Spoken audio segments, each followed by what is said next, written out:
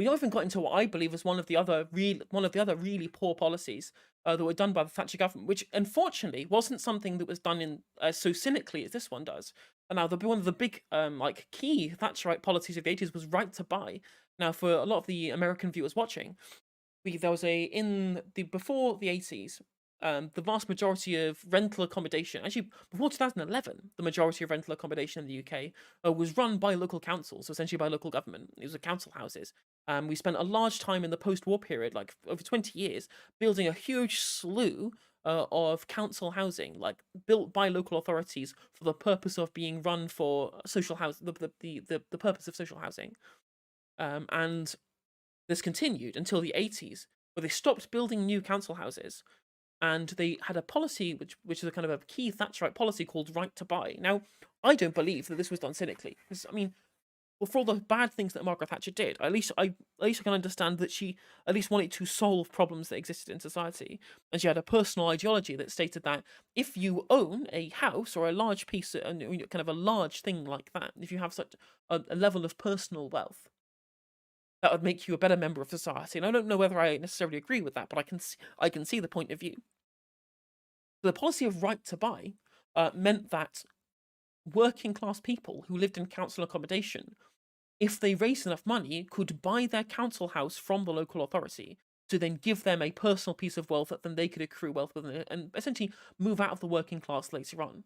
Now, if this was a policy that was done with the explicit intent of not just taking houses out of the public sector and put them into the private sector. If when this house was sold to a member of the working class and then they built another one to replace it, that wouldn't be an issue because you'd still have the same level of social housing stock to deal with the people who are, on the lower end of the income scale. But you'd still have people who are incentivized to at least take some level of personal responsibility to then be able to afford to buy the council house in the first place, and then use that asset to be able to accrue wealth and escape the drudgery of working class existence. I think that'd be a good use of public money as long as it gets replaced.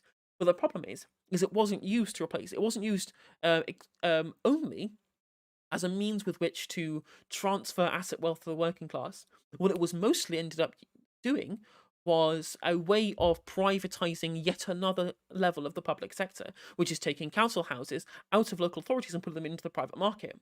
What's happened now is those people have gotten older, and as the asset wealth that they've accrued, they've bought additional properties, or they've moved from their old council house, which was not bad by any stretch of the reasons. I live in an ex-council house, and this house is absolutely fine. And they're all built to a certain standard in the post-war period, so they're all at least have some level of kind of guidance that's gone into it. And the fact that there's still so many of these council estates exist at this time is testament to the level to which these were built in, with an incredibly sturdy plan in place to keep them going for such a long time, which is a testament to that. Um, what's then happened is as people have then gone, well, I'm going to sell my old council house and move into a new build private accommodation, whatever. That happened a lot in the 90s. What's happened is the people who've been able to afford the ex-council houses are now not the people in the social housing sector, because that's been dissipated so far. The only people who are in it now are people who will never be able to afford to be able to accrue the wealth to be able to buy the house in the first place. So what they've been sold to is people with the capital to be able to acquire additional properties. Those people are landlords. What's happened is, instead of it being a way of being able to get working class people to accrue asset value, all it's done is just take a bunch of things where a bunch of properties that were in the public sector to begin with, move them into the private sector at an extremely low rate. These were sold at well below market price as well. So essentially engaged in a big financial loss on the part of local authorities with regards to this particular asset that was previously in the public sector and now is in the private sector. And instead of generating additional rental revenue for local council to then spend for the public good, the rental money now just gets put into landlords' pockets that they then use to buy more fucking houses and then to create more artificial scarcity, which then puts rents up, creating this cyclical process which moves far more of the properties out of the hands of working people into the hands of property speculators. And we're seeing the effect of that push forward to this day, where as of 2011, there are now more people in private rentals than in council rentals. And the vast majority of them being young people, further pushing them away from home ownership. And like I was talking about before with regards to the way in which voter trends have changed over time, this this moving of property from the public sector to the private sector, which benefited a specific generation of people, notably the fucking boomers. They've all retired now. They all have loads of asset wealth that they got from Right to Buy that they want to keep hold of, and they keep voting Conservative to make sure that that wealth keeps accruing because they have no interest in helping the people who would want to get onto the property ladder, which is young people now who traditionally vote Labour. Housing prices is such a key thing to understanding how voter trends work in 2021, and no fucking media outlet covers it. It's crazy to me because, they'd have to admit that, things are just sometimes better done by the public sector in this regard because, at the end of the day, if the public sector is doing it with something that is so important, it's again bottom of Maslow's hierarchy of needs, it should be done with use value in mind rather than exchange value, which is one of the failures of markets in this regard because it's such an inelastic market, because building houses is expensive and difficult, requires a lot of initial investment, where it's not like at the Apple where you can just grow more of them and that's that cyclical consumption habit. To be able to increase housing stock, it takes a really large initial investment, which means that housing doesn't have good market feedback when demand is raised. When demand is much higher than it is now, more than it's ever been, because so much of the public housing sector has been moved into private hands, and into fewer hands as well. Like more private owners own more houses than they did before, and these large, not just like regular small time landlords, but large corporate landlords as well, which again has made it much, much, much harder for young people to get onto the housing ladder, which is incredibly sad. But again, it's why we see such a large wealth disparity between boomers and millennials that didn't really exist before the 1980s, which led to this kind of voting disparity between retirees and working people nowadays.